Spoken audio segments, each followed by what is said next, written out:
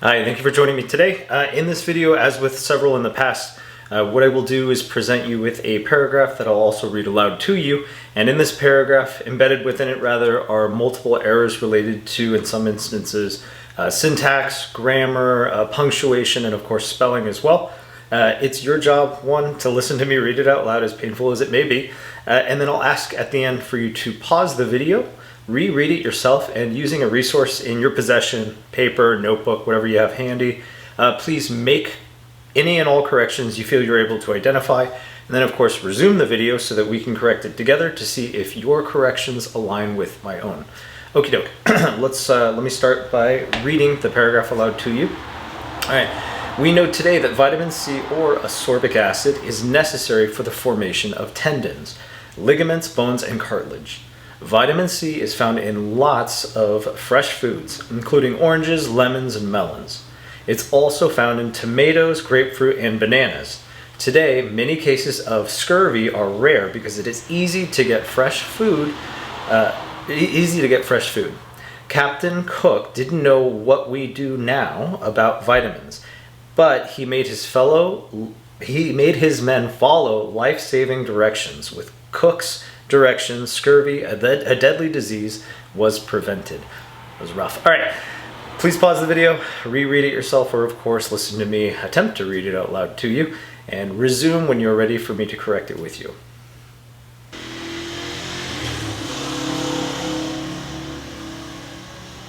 Okay, let's go ahead and get started. All right, so starting at the beginning, we have a capital. So we know today that vitamin C, and this is where things get a little bit tricky.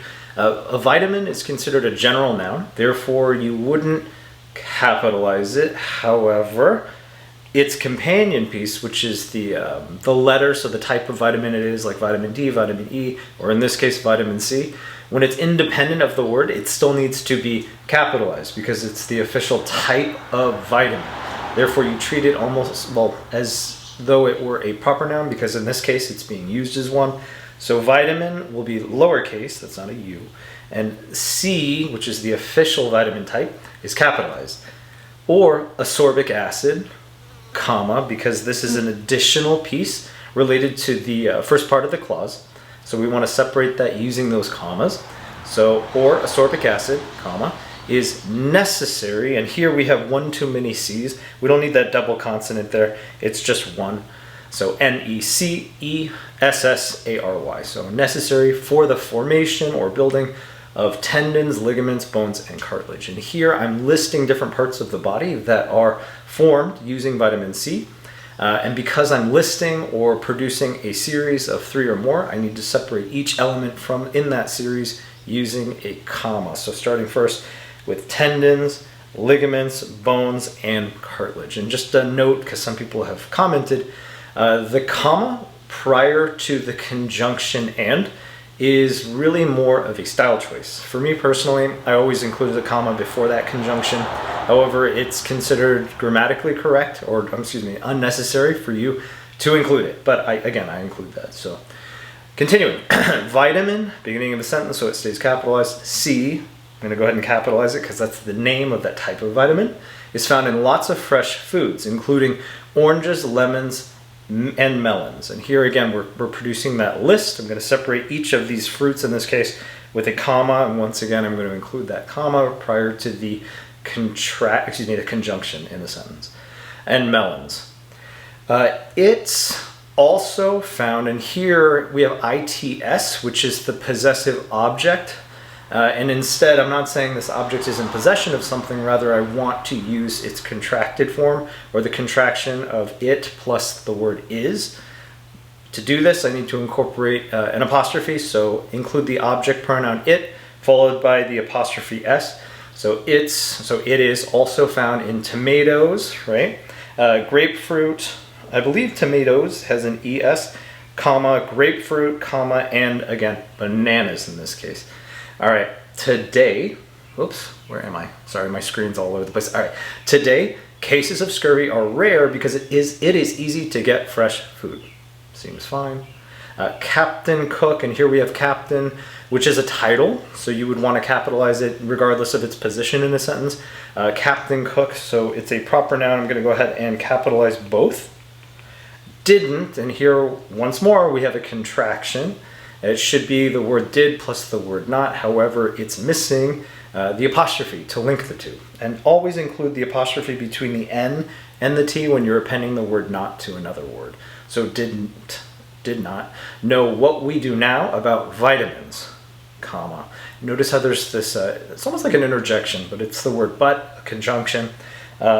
We usually, traditionally, will put a comma just prior to it because it's a way to segue into an additional thought related to the prior clause. So, but he made his fellow men follow life-saving directions, period. And that's fine. And now here we're starting a new sentence. I do need to start with the capital. So with cooks, and notice how it's cook with an S, meaning we have a plurality of cooks in this case, when really I just mean to refer to a singular person. So cook, who is in possession, and we're talking about possession in this case of these directions. So cook's directions. Scurvy, a deadly disease, was prevented. And here we're going to incorporate some additional insights, right, into the whole clause.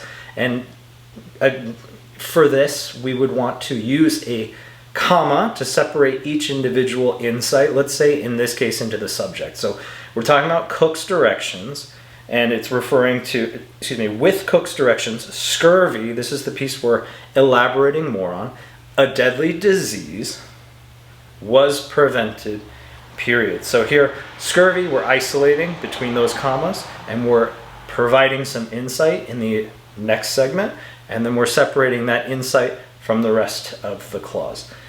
Okie doke. Let me go ahead and hope to God this recorded. Yes, perfect. All right. Hopefully you found this video helpful, which of course if you did, I would appreciate a like. And if you haven't already, I would also encourage you to subscribe. On this channel, I produce content related to the development of English as a language, obviously. And I also try to provide as many practices as I can. Of course, if you have ideas or insights or suggestions, of course, please let me know in the comment section below so I can produce content that's more useful to you and more relevant to your learning. I would very much appreciate it. All right, with that, I hope to see you in the next one.